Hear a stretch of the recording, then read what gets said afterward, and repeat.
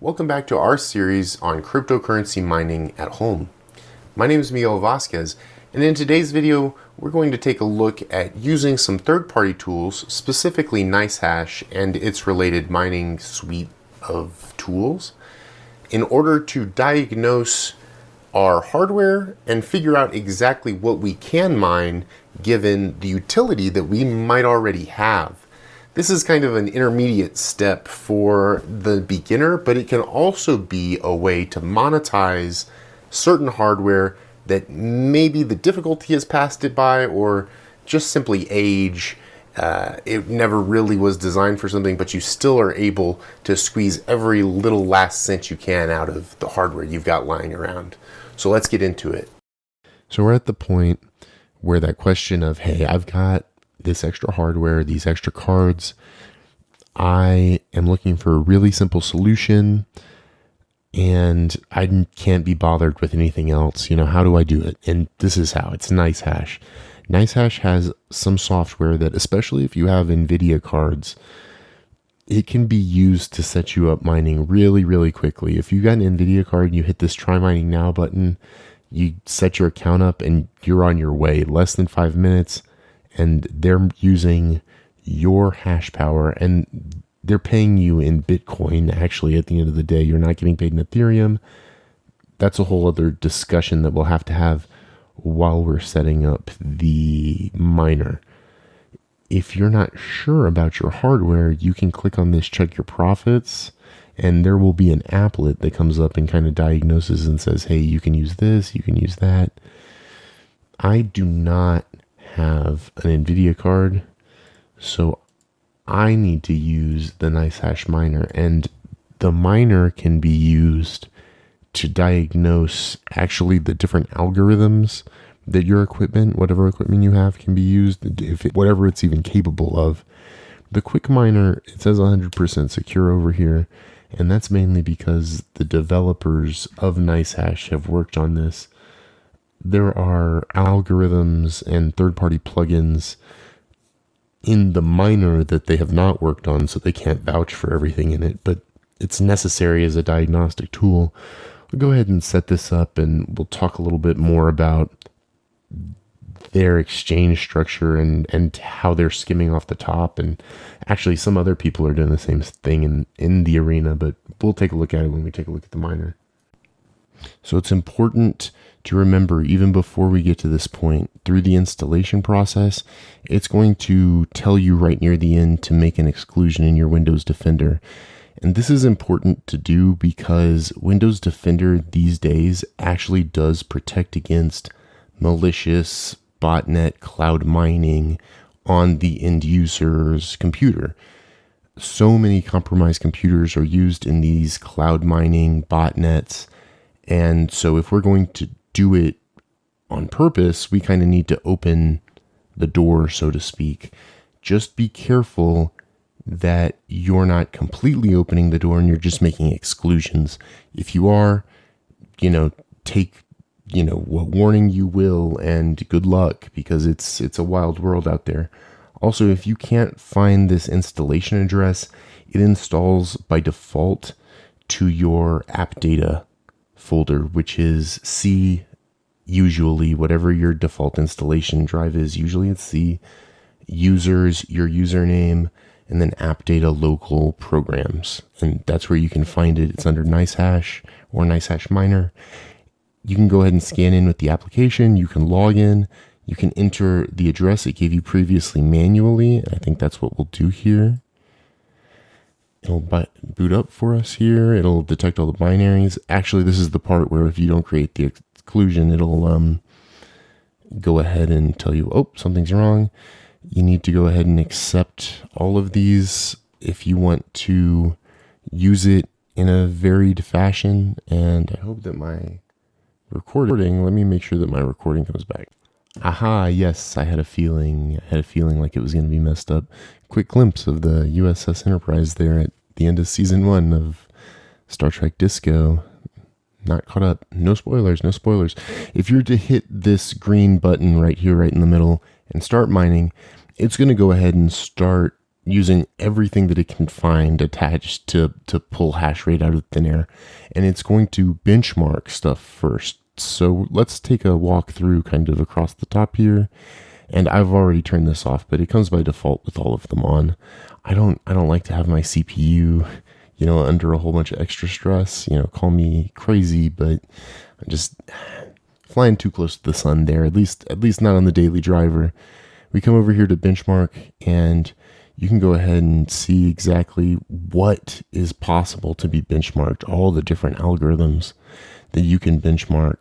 And we'll go ahead and we'll actually start. Let's not start benchmarking my CPU, but we'll go ahead and start benchmarking the GPU, and I'll come right back. Oop, yep. See, it's going to want to let you through the firewall. So you're going to get this kind of pop up. I'm probably going to get 2 or 3 more, I would think. I've already accepted a couple of them. It might happen intermittently here, but I'll come back and show you after this is done kind of the result. So back after the benchmark, we have some actual real numbers in here. And actually, I'm surprised by this random X number. It's a little bit higher than I expected. I might have to get a different daily driver CPU here. But something to be cognizant of is how you're going to use this program. You should be benchmarking like that. If you're going to use this program with a bunch of stuff open, just kind of running in the back, you should be benchmarking like that. If the computer is going to be more idle with nothing, then you should be benchmarking like that. Fair warning here, some of these numbers aren't good indicators because I have my graphics card on the wrong settings. That, like I said, this CPU number came back higher than I was expecting. You can set here in the options too. You can actually set your electricity cost and the minimum profit if you want. And then you can say, hey, you can flip this off and it'll only come on when you need it to come on. But let's go ahead and actually flip it on. I'm not going to flip on my CPU and see what happens. And I might have to move some stuff around. Yep. And you can see right away the most profitable one comes up, and that would be the NB miner here, which is going to be NiceHash, and this is mining Ethereum. And so this will come up. You need to be careful not to close this. It will automatically reopen it if you do close it out. And you can see here there's no profitability yet because it hasn't actually started. So once it starts and gets the DAG up and the verification onto the blockchain, you can see it accepts a share. And if you can keep up with this as it moves along, you can kind of, make heads or tails of it if you're used to using a CLI. Otherwise, you need to come over here and kind of see this number, this profitability number is going to go up and down throughout the day, throughout however long you're watching it. So if you have the application or you go on the website, it'll give you a longer kind of scale time frame because you might come back and it'll be, oh my God, it's at $4 or whatever. But it was at $4 for, 20 minutes out of the day. So just kind of, pick and choose there and be careful when you're using these things because it's useful as a jumping off point, but exactly how much they're cutting into you in terms of the transfer costs, the transfer fees associated, the amount of hash rate they're kind of skimming off the top, it's not so transparent. So, buyer beware. And this is where we'll actually move towards taking a look at NiceHash's fees and how they're paying you because it is in Bitcoin. And back over here on NiceHash, digging under the hood a little bit on their support, some of their documentation, it's actually right up front here. Just following the diagram, you can kind of see that there's not...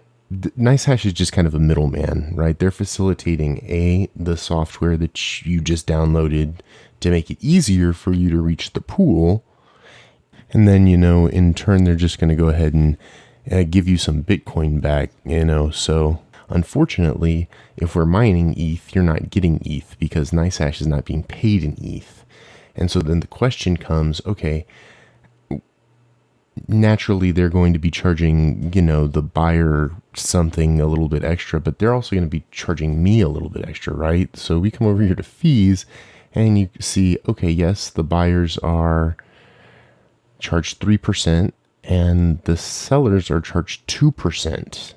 And remember that 2% isn't also wherever the pool that you're mining at is getting paid. That's just the 2% that they're giving you. So then you can see also on withdrawals, because I think you can go ahead and, Lightning Network, you can go ahead on the back end and swap and transfer some stuff. And you can see that they're going to charge you a fee for withdrawals too. So if you're interested in, maybe it seems like there's too much taken off the top. Like I would like to do a little bit of extra work in order to figure out how I can go ahead and recoup some of this, well, in the next video, we'll actually be taking a look at a little bit more advanced strategies because in my opinion, this fee structure is out of whack. With questionable transparency in terms of fee structure, invariant earnings, it all really seems to point that there's got to be a better way to do things instead of just, this real quick and easy method. And there is a better way to do things. I know that there's some that have already sat through this video like, Miguel, you told me that you were going to teach me how to mine Dogecoin. And first off, no, I didn't. So please stop spreading rumors. But in the next video, we are going to get into a little bit more of the advanced elements, and we're going to learn how to mine something a little bit more useful than Dogecoin, especially if we don't necessarily have all of the hash power of a big, beefy, somebody who owns a rig. So for Brave New Coin, my name is Miguel Vasquez, and we'll be right back at you.